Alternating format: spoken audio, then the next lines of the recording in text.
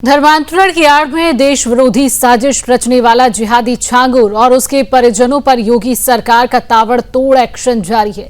आज प्रशासन ने बड़ी कार्रवाई करते हुए छांगुर के भतीजे जिहादी सवरोज के घर को बुलडोजर से जमींदोज कर दिया है। प्रशासन का कहना है कि यह निर्माण गांव की जमीन पर अवैध कब्जे के तहत किया गया था। गौरतलब है कि जिहादी धर्मांतरण गैंग का सरगना छांगुर पहले ही गिरफ्तार हो चुका है और उसका भतीजा सवरोज भी जेल में बंद है। योगी सरकार के सख्त तेवर अब साफ संदेश दे रही हैं कि धर्मांतरण जैसे जिहादी खेल में लिप्त किसी भी गद्दार को बख्शा नहीं जाएगा।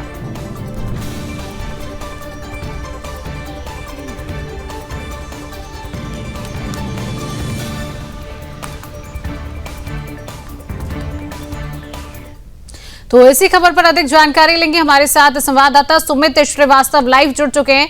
सुमित, धर्मांतरण गैंग पर लगातार हम देख रहे हैं योगी का ताबड़तोड़ एक्शन जारी है और लगातार सीएम योगी आदित्यनाथ ये कह रहे हैं धर्मांतरण जहां भी किया जाएगा उसको बख्शा नहीं जाएगा।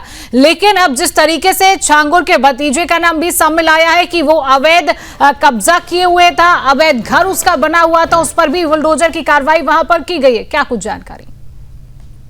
देखिए शिवांगी, आपको बता दो कि जो ये जमीन जिस पे इन्होंने अपना घर बना रखा था, अपना आलीशान बिल्डिंग बना रखा था, जहां से धर्मांतरण होता था, जहां से धर्मांतरण की साजिश होती थी, वो केवल एक सवरोज की नहीं थी। इनके जितने रिश्तेदार हैं छांगुर के, उस सबका ऐसा ही हाल है।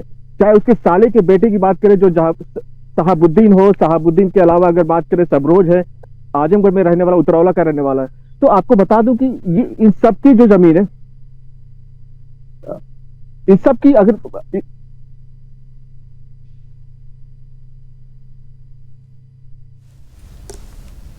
शिवांगी आवाज आ रही है? बिल्कुल सुमित, प्रशासन इस तरह जब अवैध बुलडोजर की ये जो कार्रवाई प्रशासन की तरफ से की जा रही है उस समय क्या सख्ती के इंतजामात है, क्या सुरक्षा के इंतजामात हमें वहां पर देखने को मिल रहे हैं, इसकी भी जानकारी दीजिए। क्योंकि जिस तरीके से हमने कहा है कि छांगुर का जो गैंग था वो एक बहुत बड़ा गैंग था, उसके पीछे कई लोग काम कर रहे थे, उसके परिवार वालों का नाम भी इसमें शामिल आ रहा है। और जब ये बुलडोजर की कार्रवाई की जा रही है, ऐसे में प्रशासन की क्या सख्ती और क्या सुरक्षा के इंतजामात उस जगह पर?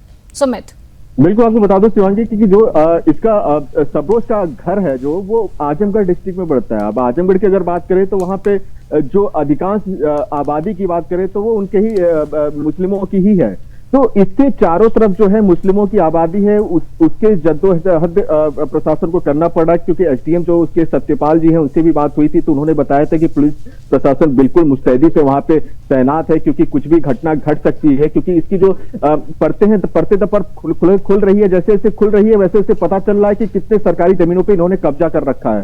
छांगुर की बात करें तो छांगुर का जो साले का बेटा शहाबुद्दीन, उसका भी सरकारी जमीन पे उसके पीछे भी एटीएस पड़ी हुई थी और एटीएस ने उसको गिरफ्तार भी किया था। ऐसे ही सवरोज भी है, सवरोज की अगर बात करें तो उसके पीछे एटीएस काफी महीनों से पड़ा हुआ था और इसकी गिरफ्तारी अभी बुधवार को रात में हुई थी।